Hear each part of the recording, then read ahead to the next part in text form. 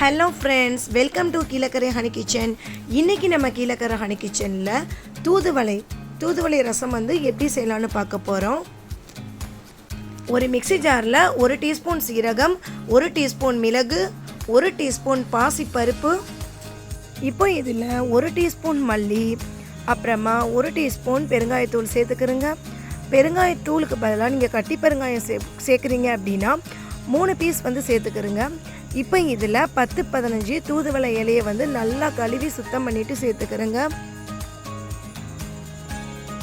இப்போ இதில் 3 தக்காளி பழத்தை நல்லா கட் பண்ணிவிட்டு சேர்த்துக்கிறோங்க. மூடி போட்டு மூடிட்டு நல்லா அரைச்சிக்கிறோங்க. தூதுவளை ரசம் வந்து நல்ல ஒரு ஹோம் ரெமடி, டேஸ்ட்டு வந்து சூப்பராக இருக்கும். இந்த மழை நேரத்தில் சளி, இருமல், காய்ச்சல் இந்த மாதிரி வந்தால் நம்ம மெடிசன் சாப்பிட்டு ரெக்கவர் ஆகிறத விட இந்த மாதிரி இயற்கையாக நம்ம சாப்பிடும்போது நம்மளுக்கு ரொம்பவுமே நல்லா யூஸ்ஃபுல்லாக இருக்கும். இப்போது மிக்ஸி ஜாரில் அரைச்சதை ஒரு பாத்திரத்தில் சேர்த்துருங்க. சேர்த்துட்டு அது கூட 1 டீஸ்பூன் உப்பு, 1/2 டீஸ்பூன் மஞ்சத்தூள் சேர்த்துக்கிறோங்க. ஒரு லெமன் சைஸ் அளவுள்ள புளி எடுத்து 1 கப் தண்ணி சேர்த்து 1/2 மணி நேரம் ஊற வச்சிருக்கு. இப்போ அதை சேர்த்துக்கிறேன்.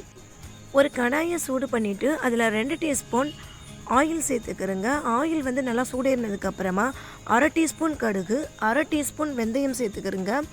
கடுகும் வெந்தயம் நல்லா பொரிஞ்சதுக்கப்புறமா ஒரு 10 சின்ன வெங்காயத்தை கட் பண்ணி வச்சுருக்கேன். சின்ன வெங்காயத்துக்கு பதிலாக நீங்கள் பெரிய வெங்காயம் கூட யூஸ் பண்ணிக்கிறலாம். 4-5 பூண்டை வந்து தோலோடு வந்து தட்டி சேர்த்துருக்கேன். அது கூடவே 10 கருவேப்பிலை சேர்த்துருக்கேன். 2 வரமிளகாய் கிள்ளி சேர்த்துருக்கேன்.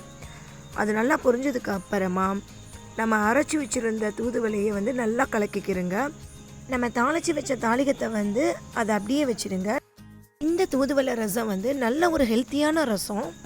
தூதுவளையை வந்து நம்மளுக்கு பறிக்கிறதுக்கு வந்து ரொம்ப கஷ்டமாக இருக்கும். ஏன்னா அதில் வந்து முள் வந்து அதிகமாக இருக்கும். ஸோ நம்ம வந்து சிசர் வச்சு நம்ம அதை கட் பண்ணிக்கிறலாம். கட் பண்ணி நம்ம க்ளீன் பண்ணி செஞ்சுக்கிடலாம்.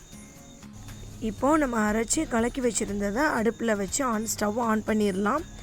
ஆன் பண்ணிவிட்டு ஒரு கொதி வந்த உடனே நம்ம தாளித்து வச்சுருந்த தாளிகத்தை இப்போ இது கூட சேர்த்துக்கிறலாம். பிகினர்ஸ் கூட இந்த ரெசிபியை வந்து ரொம்ப ஈஸியாக செஞ்சு முடிச்சிடலாம். ரொம்ப ஈஸியான ஒரு ரெசிபி இது. ஒரு கொதி வந்துருச்சு. இப்போ நம்ம தாளித்து வச்சுருந்த தாளிகத்தை சேர்த்துடலாம்.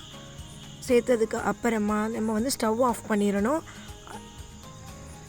ரொம்ப ஒரு ஈஸியான டேஸ்டியான ரெசிபி ஃப்ரெண்ட்ஸ். கட்டாயம் உங்கள் வீட்டில் செஞ்சு பாருங்கள் இந்த மழை டைமில்.